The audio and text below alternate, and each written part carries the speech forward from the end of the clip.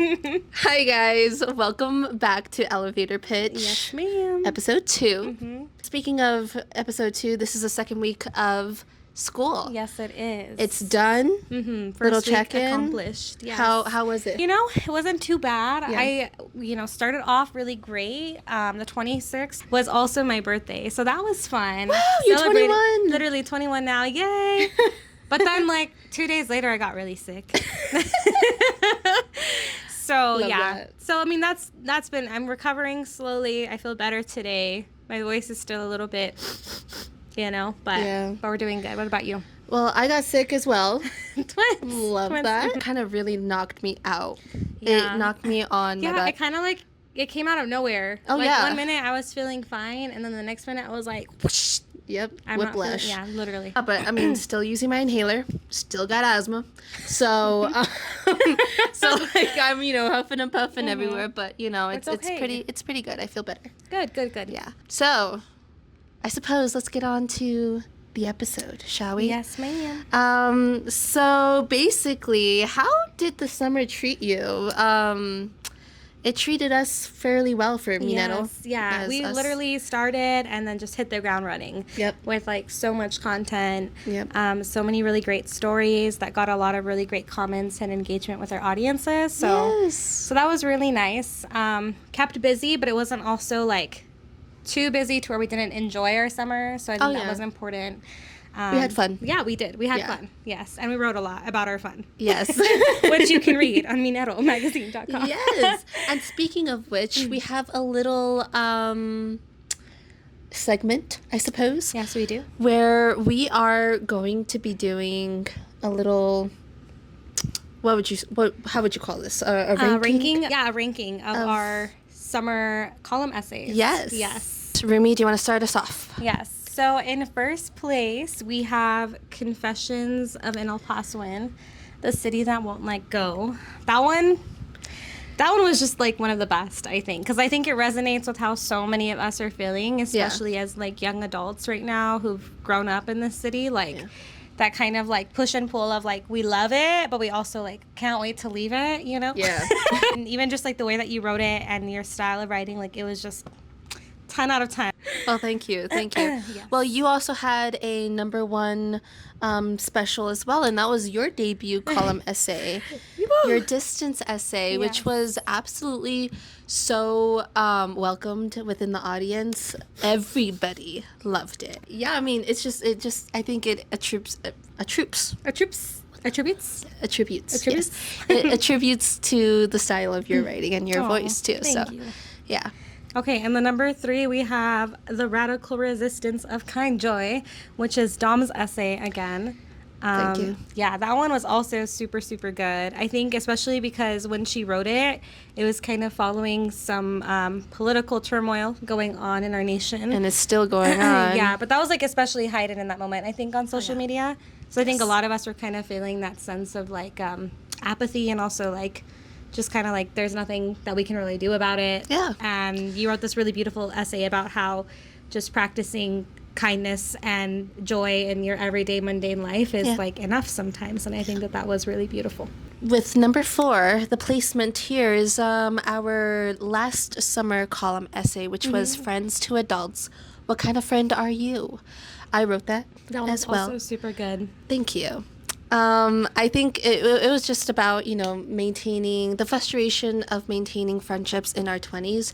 And it's also a really golden piece. Shout out to my aunts and uncles, which are my parents' best friends, who I call family. So, definitely, it's definitely a really compassionate piece. That's what I love too, is that you integrated also to your family, your parents and their relationship with their own friends that they've grown up in, and kind of used it as a what's it called, a compass for how you want to go into your friendships as an adult. So kind of seeing that generational element in your piece was really beautiful too. Oh yeah, it did a number on me. So Me too. And another thing that we went through together was Sorry Baby. We've got our some things to say. Yes, our film review. That one I was love this so one. good. Yes. Yes, I we just- rewatched that movie already like Really? 2 times after. Oh my Yes. god, me too. I watched it when I was sick.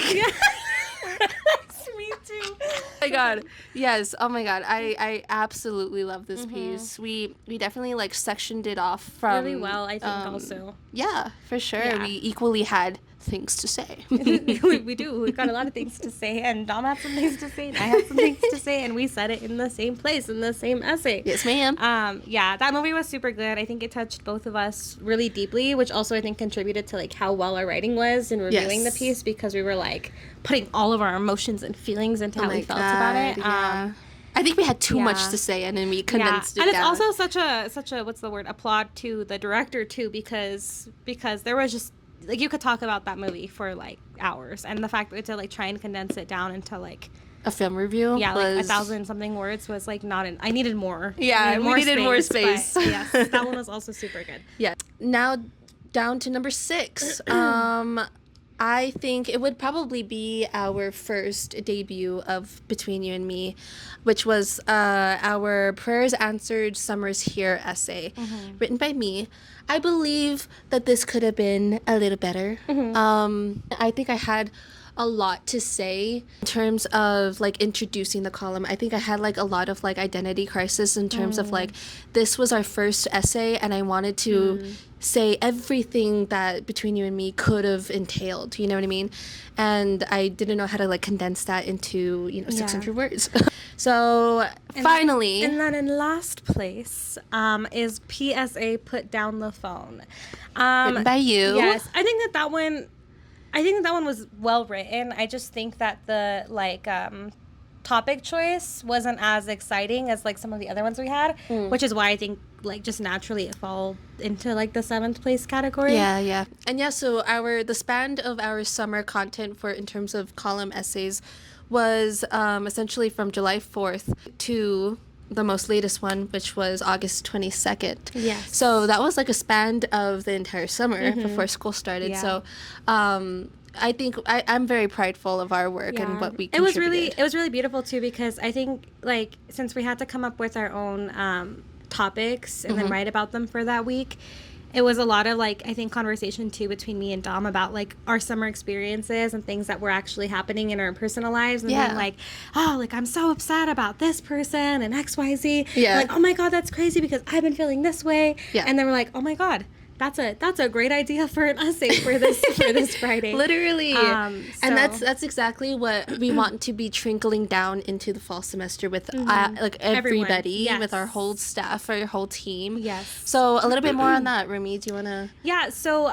something cool is that, over the summer, first of all, it's just been me and Dom writing for the Between You and Me column, but coming this fall, we're opening it up to our Minero Fall team, which is really exciting.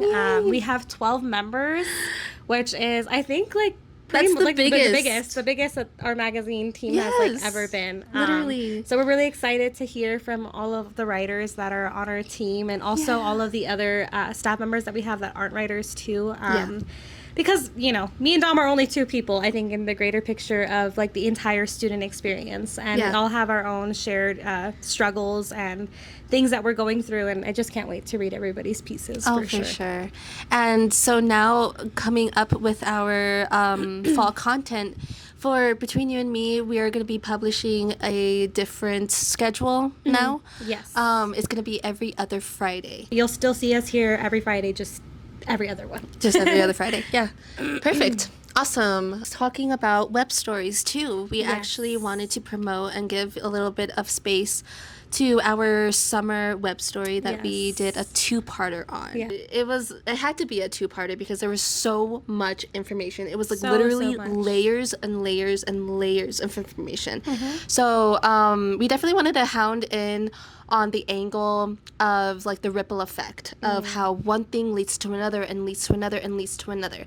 So it was definitely a story of a man's journey, which is Tim Z. Hernandez, who has been doing 15 15 years plus excessive research to find out about a certain event that happened 70 plus years ago. Yes. So I think it's an incredible, fascinating story. I mean, it's like you literally go into it and you can't get yourself out. He hasn't gotten himself out yet. You know what I mean? That there's still so much to learn. So, yeah, definitely it was so exciting to write that. Yeah, and I think too, like, within his research, there's been so many different, like, transitional periods of, like, how his research has taken on, like, new forms of storytelling. Yes. Because he wrote 2 books, Yep. but then now he's working on a documentary, which we give a lot of, I would say most of the attention to in the 2-part series, because Yes. that's the most current thing that he's working on. For sure. But yeah, but it's just really beautiful to see how, like, he's utilizing all these different mediums, I guess, Yeah. to explain The story. Mhm. Yeah, for sure. So really excited. Please, Yes. Both if parts you- are out now. Yes, if you haven't already, please go read it on our website. Next, we have a little sneak peek into our Dun, dun, dun. spring 2026 issue. So a little backstory. I essentially started this vision for our issue that is going to be coming out next semester very late last spring, and it has grown tremendously. And I can't help but accredit my team. I think I really needed like different eyes, different interpretations, different perspectives in order to like have a well-rounded type of vision. Because you know, it just started as me with my little mind, you know, and then it just kind of flourished out to be this like beautiful like lotus flower. Aw. And I'm so excited to start working with like the production and everything, and like the writers, photographers, everybody, all the editors. Everybody is going to have a place and a contribution to make this print issue the best. The best. We also have to plug in something else. Our last issue, Yes. accredited by our last EIC, Marco, is by the time that this is out, is probably going to be out. Yes, so it's out now. This issue we worked on all throughout the spring semester. It's our fall 25 issue, and so we're super excited. I know all of the writers, including myself, and all of the photographers and the editors and the editor-in-chief, we all worked super hard on curating this vision for this issue, and I think it turned out really beautifully. I've seen some little snippets here and there of what it looks like, but yes, but as of right now, I mean, by the time that it's out, you guys will already know, and you should definitely go and pick up a copy. Yep. Yes, and that leads us also to talking about how we're going to be tabling on September 9th. September 9th, Yes. our very first date to table, Yes. September 9th. And we also wanted to promote as well on Mind Tracker. We have a tabling schedule. So Rumi will put it on the screen here, but definitely follow that, you know, just to be in the know. Definitely. sure. All right. I suppose we shall conclude. Yes, ma'am. All right. Well, thank you so much for watching. We will see you when we see you. Yes, ma'am. All right. Goodbye.